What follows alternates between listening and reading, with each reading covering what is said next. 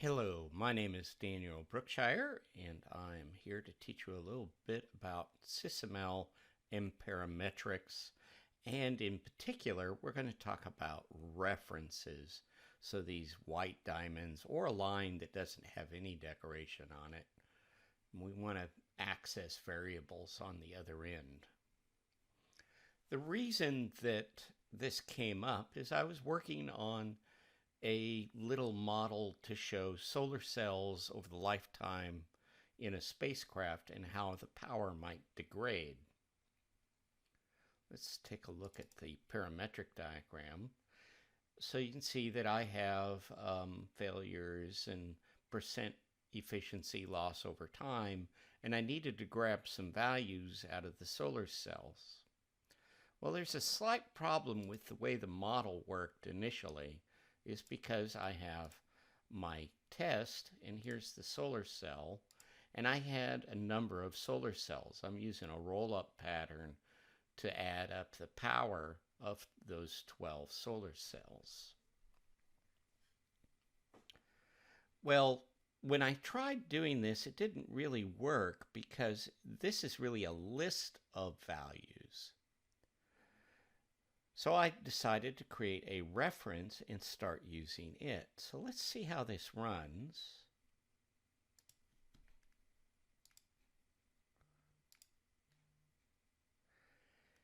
Here you can see that I've got some of my numbers, but down here where the solar cell is, that's blank. And in fact, this is the number I'm trying to get at, which is the amount of watts produced by the system at the end of a 5-year lifespan. Well, the good news is that I can double click here and it will add that reference. And as you can see, I've got 88 watts here. My system degrades over that 5-year lifetime because of an efficiency loss, and it seems that I lost one of the solar cells just due to normal failure. But this is a bit inconvenient. Relying on a user to double click in a value in this window is kind of tough. Plus, I can't do cool things like run a trade study or something like that. So this just sets up the simple pattern where I have my constraint to do a little addition. I have a value in a block, and I have a reference to a block. If I run this, I get the same result that I got with my other example. And you see, if I double click here, it works out, and I get the right value, which is 15. But again, this is not a good solution. So what I did, and I found this one in the manual, is I created a simulation config for this test, and that simulation config has an important property set called initialize references, and we made this true. So if I run this, which is running that same test with that property, we can see that it's working because it created that reference, and I get my total value added up to 15. And that's nice, but it's still not quite what I was looking for. So let's go back to my tests, and we'll look at the next pattern I tried. So in this one, I thought I'd make it a little bit more complex and more like my system. So here I've got a block and I've got 8 of them, but I really only need one reference in order to do my constraint.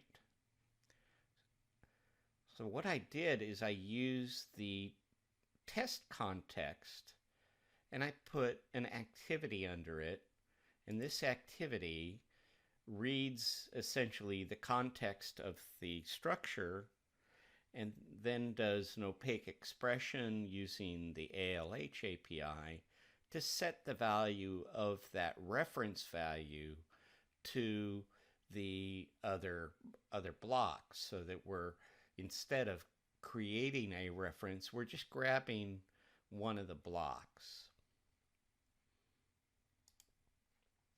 So let's look at the, let's look at the parametric under that.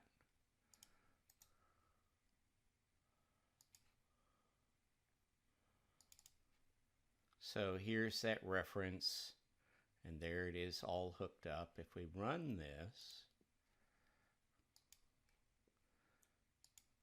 surprising things are happening. So you'll notice I do have that collection, and this parametric, this adds, doesn't have anything set up. So I have the same problem right now in that nothing is really working. But remember, that had a behavior. That means instead of this being calculated at initialization, I have to initialize the simulation. So we have to run it. Once it's running, it's essentially run through that activity, and it's grabbed the first reference here, and it's put it in the reference. So in this case, I'm happy that it worked, but I'm a little bothered by the fact that this is grabbing the first one in the list. I suppose that's a default behavior, but I don't particularly like it. And I don't really like the fact that I had to have an activity under this test in order to make it work, and I have to hit the play button in order to begin the behavior. Because I'm going to do something like that later on where I create some more sophisticated tests, and I shouldn't have to worry about initializing variables in that sort of situation. So let's look at this solution. Here I have a test, and I have a constraint I created that's basically grabbing the first value on a list. It's taking an input of whatever the list is or collection, and it's grabbing the first one off of the top of it and returning that back. And that's sufficient for my purpose. Everything else is pretty much the same. All right, so here is the parametric. As you can see, we're in a list of 6, so therefore this is a collection, and we're grabbing the first item off the list. Now, this code doesn't work by default. We have to do one little thing with this particular constraint. If I open it up and go to that constraint, you'll see what I did. Let's open it up, and you can see that I changed the language to JavaScript from default. And what that does is it allows me to use JavaScript to manipulate this, and JavaScript knows about arrays. So let's go back, and let's just go ahead and run this.